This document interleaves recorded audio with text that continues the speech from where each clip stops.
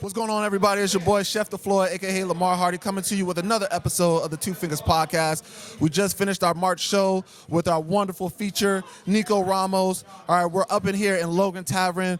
Beautiful establishment. Yes, it's indeed. newly black-owned, Yes, back sir. in 2023, and we got to go on and pop it, man. So what we're going to do, we're going to sit back, we're going to relax, enjoy the ambience, and get to know our man, Neko Ramos, for this episode. All right, y'all with me? If that's cool, then we're going to jump right into it. So, Neko, man, how you feeling, bro?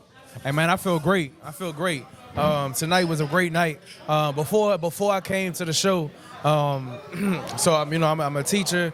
I'm a drama teacher at Friendship Woodridge. With the whole Friendship Charter School, they had like a district-wide Black History show, and I was there supporting two students who was performing poetry at the show. And so I was excited, and I was helping them. One of the students was like super nervous to even get on stage, shaking, didn't even want to get on, but they got on, they did their thing, and that boosted my confidence up for tonight, for my own performance, helped me to realize we really all are just human. Right. We all get nervous. I had to tell them, I said, man, I'm trying to work on this poem I'm trying to do for my own show, y'all. We all human. So being able to come here tonight.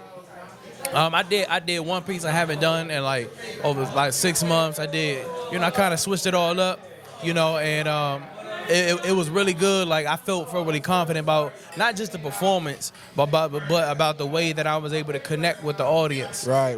Because let's keep it frank and very transparent. The way that DC is now, it's more like let's just say it's Neapolitan. You know what I'm saying? Yeah. I love that, and I'll say that the benefit of that is that it pushes and it challenges me as an artist to connect with people all from all walks of life.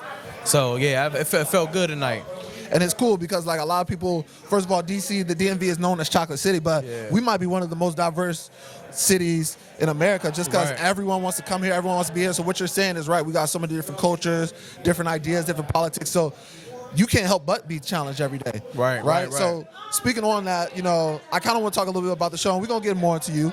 But your show tonight, man, you were phenomenal. And I think one of my favorite things that you spoke on tonight was changing the narrative or presenting the light of the man, right? Especially in terms of a black man, black and brown men, showing shows and characteristics where, we come out as the hero too. We don't always have to be the bad guy and the Tyler Perry movies and stuff like that. We can have our own stories, and I appreciated you, showing our side of the story, man. So what inspired you? What made you kind of switch on that light to go in that direction with some of your pieces tonight? So it's funny enough, like I said in that piece, I really did used to look up to Tyler Perry, and I used to I never understood what people was talking about until I got heavy into my acting. I trained as an actor and all of that, and then I started to see the consistency and the stereotypes, but not just the person who but more so realizing truthfully what we watch. It's crazy because I feel like a lot of times we as a culture, we want to see something different, but we get enticed by the same things too. Yep. We don't want to be put in a negative light, but the reality shows and the movies and TV shows and stuff that put us in a negative light are still enticing at the same time. And so it's kind of it's just like what is it, like a oxymoron, right? Or whatever Paradoxes it is. and stuff But so I think for me, I talked to some people about how we are trained and conditioned to use words such as geek, nerd, corny, or soft, cornball. Right, the kids are saying sassy nowadays. That's the new term now. Whatever exactly. It is, it's like, where did that come from? It comes from you labeling things that's just not stereotypical. You label people who we have trained to label things that are not stereotypical. You know what I'm saying? Like much respect to all the athletes, but it's like, if you're not an athlete, then you're labeled a certain way. Right. You know what I'm saying? True. If you're not in the streets or you don't got no street cloth on you, you labeled a certain way. You know what I'm saying? Versus oh, that's cool, that's dope, man. How you do that? Right. You know what I mean? So I think just kind of having admiration towards other trades and other skill sets outside of what's the social norms. Right. Shifting our minds to believe that, you know, like there's benefit in everything. You know, I've learned to like even shift the way that I think versus like coming from a judgmental perspective, thinking that, and then now just looking at the benefit in everything. You know what I'm saying? Like looking at the benefit in something that might be deemed as negative, and don't call it negative, just call it like, you know, that's your perspective, or that's your truth, that's your story. You know, but I also want you to see my story too. Right. Man, that's some deep stuff, bro. And I appreciate how in depth you're going. Like you are entering like levels that people can't even comprehend, but you're challenging barriers. You're comfortable being uncomfortable. I think that's like pretty much something I live by. I enjoy that mantra. So, you know, we're opening up about you, but let's get into it. Like, so you're a poet, you're a speaker, you're an actor, you're all these great things. But like day one, man, how'd you get into this? Like, what was your inspiration for being a spoken word artist, or even, you know, just the arts, man, being a actor? Tell us about that. I didn't even know you were into that kind of stuff, man. Yeah. So I've been writing since I was a kid, like whether it's like journal entries, you know, songs, verses, and then I realized like, oh snap, this is poetry. So then I started writing more poems, and then like less songs. So that was always something that I covered up. You know what I'm saying? It was just something I got probably 20 plus journals and like composition books of songs, verses, and poems. You know, but I was acting since I was 11 years old. And I remember that was the age where I got signed to like a kids agency called Kids International. You know, I was in I was in and I say this because I didn't know that it was such a big deal, but I was in a wire like when I was young. Like I was Stop playing The Wire. What is it? I was an extra in The Wire. You know what I'm saying? You could see me for a few seconds, bro. But I'm not ashamed to say that and like brag on that, because even as a young kid, they gave me a lot of exposure and a lot of experience at like going to auditions and commercials and everything at a young age and stuff. And then like doing like I did like stage plays, gospel stage plays in the area, and then I took it serious and I was transferred from Eastern Shore and to Howard, auditioned to Howard. I got my BFA from Howard. Studied Shakespeare, all the good stuff, man. But I will say the thing that got me really into like performing poetry and taking poetry serious, making it a craft, making it an art form, making it something I could make actual business, was my frustrations with acting. Okay. And acting, you fueled it. Yes, because in acting, you have to almost like you're waiting for somebody. You can go on auditions, but you gotta wait for somebody to approve you to say, I want you for this role, or you know, or I like you for, or maybe not now, or yes I do. You know, like you're waiting for, you know, you can go to a workshop. Maybe I need an agent, I need a manager, or I need a role. With poetry, it's like, man, you just hit as many open mics as you want to hit. And hit them. You get the exposure. You start working on yourself. You start, maybe you start slamming. You start doing whatever you want to do. You go from there, and then you start building up your name and your craft. You start making money off. And once I realized I can make money off of this, I was like, dang, maybe I could keep this going, and then maybe I can make more money. I can I can change my grade. Opportunities just spurted. Yeah, versus like waiting and like calling myself a struggling actor or this and that. It's like, nah, I'm still an actor. And I'm this, and I'm that. Right. I learned the power of the word "and," you know? Right.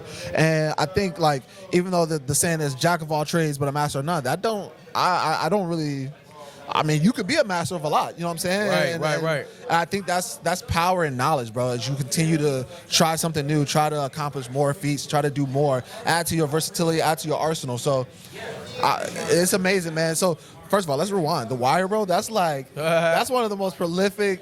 Like, I would probably say, like, even to date, probably one of the greatest series, probably top 5 in a lot of people's series of all time. And you were in that. Yeah. What season? I know. Season 4, episode 1. right around the time when he when got the boys timestamps. when the boys I was part of the white t-shirt crew, black t-shirt crew. Okay. You will see me going up again. I get beat up, you know what I'm saying? Oh, But man. it was a good experience. I was in the season prior, but I don't remember seeing me. But I was in there too, just more like a neighborhood kid too. But I say all that to say, like, it's crazy because I have to start bringing that up now, because what that told me when I was in middle school. I did it because at a young age I was acting. That's what I do. I hid it almost, but I didn't really tell people because I wasn't in an area and a culture that cultivated that. But I went to school the next day that the episode aired, and that was it. Everybody was like, "Oh, you was in the show, bro." That's crazy. In my mind, I was like, "Oh, I didn't know the show was that popular. I didn't know people watch the show like that." Bro, that's dope, man. So you're legit. And then the people that's not into acting, they don't know the difference between an extra, lead role, co-star, guest star. They just know you on TV. So that's when I had to realize, it's like, man, you can't downplay something. You can't make people feel better about yourself than you feel about yourself. Right. It's like, yeah, man. So like, yeah, it was dope, man. Like, but I was telling somebody recently. I said, being in the entertainment industry and being an artist is something that teaches you perseverance. You got to keep going. You can't give up. Like, you really have to keep it pushing and keep it going. So with that in mind, right, and we're going to kind of slide to the next question. Not just between those two, but if you could just be anything, right? Like, I know you said you're not going to wait to be an actor, but when opportunities come, you definitely take them. You're going to do this poetry thing. But if you could be anything, what is something you would like to be? Are you where you want to be? Or Absolutely are you still not. chasing? No, absolutely not. I feel like I'm doing everything all at once. And, honestly, man, like, I'm also heavy in the ministry. You know what I'm saying? Like, like, I'm heavy in the ministry, heavy in the youth ministry. I've been in the youth ministry for the past 5-6 years now. Okay. So, like, that's a big passion of mine. I know it's a calling of mine. But what I would love to do really is, like, travel the world, speak to the youth, travel the world. Like, what I love is to be able to put it all together. I feel like God gives you gifts, talent, skills, and abilities so that you can, like, merge them and put them together. It's like, I realized, like, this word called purpose. You know what I'm saying? Like, I found my purpose, but, like, I used to always thought that acting was my purpose, but I realized acting is like your purpose is like your tree, and your talents is like the branches from the tree. So, like, acting is just a branch from the tree, or poetry is a branch from the tree. You know what I'm saying? My merch is a branch from the tree. So, like, even teaching, a branch from the tree. What I realized, I can't idolize a gift or a talent when realizing that it's just an avenue. You know what I mean? So, like really, if I could use the acting platform, get in movies, TV shows, plays, and such, to use that and use the name and the platform that I have to be able to go speak to the youth, or then use the poetry to speak to the youth or speak to the people or such. I think that, like, really, that's my ultimate goal. You know what I'm saying? Because I know there's certain gifts that can put you on higher platforms to be able to do your ultimate calling. So you speaking into that, and I love that. It's like you saying all these things you're doing are branches, right? Are branches of you, of your whole tree, of your organism, of your being, right? But you're, like, rooting yourself into the youth or to the whoever touch, right? And that's, like, it's pretty dope. That's like it's pretty metaphoric, right? Like, you're branching out, you're touching and reaching out to people, but what you're really doing is rooting yourself into other people. That way they can have a foundation. That way they can learn something from you. That way they can expand and see, oh, Neko can do this. Maybe this is something he looks like me. This is something I could do, or he understands me. I think that's the biggest thing. And especially, I think that's what my parents, our older generations, they're always like, they can't do it, so we have to, like, find a way to reach out to the next generation. Right. And by your passion, your journey, everything you're doing to try to reach and speak to the youth and travel doing it too. Like, that's unparalleled, man. And I applaud you for your efforts, goal, bro. Man. So speaking on that, so legacy-wise, because you are speaking on topic, legacy, like, not saying this could ever be done, like, you can do this to the day you die for sure, but, like, let's just make a hypothetical. If you had to retire when it's all said and done, when it's time to hang it up, like, what do you want to have done, and how do you want to be remembered by? I want to be remembered as somebody who encourages people to be their most authentic self. You know, like not just young men. Somebody asked me this question at church too. They was like, do you think that the youth is your calling, or you think young men? I said the youth in general too, because even sometimes I realize, like, even when it comes to me teaching the arts, like I read two young poets I was working with earlier today. They were young girls, young eighth grader and a young fifth grader. And you know, sometimes young boys they have a gift, but they might not want to cultivate the artistic side of them, right. because that may not be something that's like it's not accepted. It's not accepted in culturally. It's like, right. And then it's like when it is accepted, you're rapping. Right. You know what I'm saying? Mm-hmm. But if a young boy can sing, you know, push him to sing, poetry, right. Dance, whatever. You know, but all in all, it's like I want everybody. Even millennials, man, like whoever is around me that can hear my voice, my goal is to leave a mark on people to make them feel comfortable to be their true, most authentic self. Man, that's it, man. That's deep. And that's something that's the biggest thing that I struggled with in life. But it's the basics, right? Like, yeah, it's powerful. It's like I always knew who I was, but I struggled to accept it. I was telling my man Sir Harvey Fitz, I was here. I told him, I said, man, like the things that I was teased and bullied for and talked about, whatever. Now I can make money off of that. You know what I'm saying? You a church boy. Guess what? Respectfully, like now I can make money through being being a church boy. Being the church boy, yeah. You know what I'm saying? Or you know what I'm saying, like being a quote unquote you corny or you're you man, you way too deep, you too spiritual, you too that's called a unicorn now. Yeah, it's like now it's like, guess what? Boom. I can find all the spaces I could go into and be motivational and inspirational. And be different. Yeah. And be confident and happy being different, right? Exactly. Yeah. So that's what I want people to feel confident to be themselves. Like, you know, and like and some of my, whether it's my poetry or whether it's my acting, whatever it is, like even just teaching, like I want people to like say like, man, you know, like I could do everything. Like I could wear Jordans. I can listen to hip hop. I can listen to rock, like heavy metal rock. Right. And I watch anime and do all the stuff like that. And you know what I'm saying? And I can slap you if you playing with me. You know what I'm saying? But triple threat. Like, right. It's like there's multiple sides to you. It's that like aura where it's like, man, you just listen to Hezekiah Walker or Kurt Franklin, man. Man, you a punk. Right. Or you know, everybody put everybody in that box, but I want to leave the legacy where it's like respect everybody for who they are as a man, as a woman, as all of who they decide to be. You know. So if you could, and we're gonna start wrapping it up because it's about that time to wrap it up. But if there's one thing you could tell, let's stick with the youth because that's kind of where you're currently, where your passion is driving you and where your power is going. If you could say one thing to the youth, or like you said, a millennial who's listening who might need, you know, some encouragement, some inspiration, just something just to like keep them motivated for the next day. You know, what would that be? Like, what would that? I think that you don't have to find yourself. You already know who you are. You just have to tap into who you are. Right. You don't have to go searching. You don't have to. There's no big search. There's no big like moment of like truth.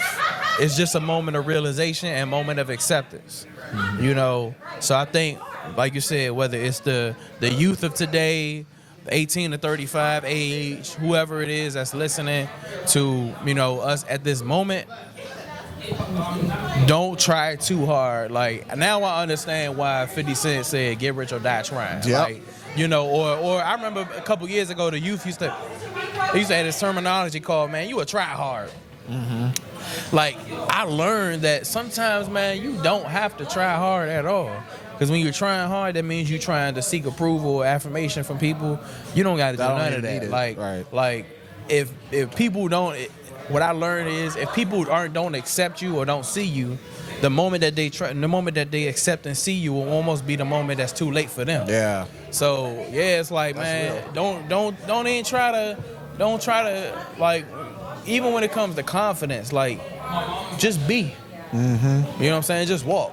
Like, how do I walk in confidence? Just walk. You know what I'm saying? Like, how do I try to, like, how do I know who I am? You know who you are. Right. You know what I'm saying? Like, don't do nothing different. Small little things, man. Favorite color, favorite this, favorite that.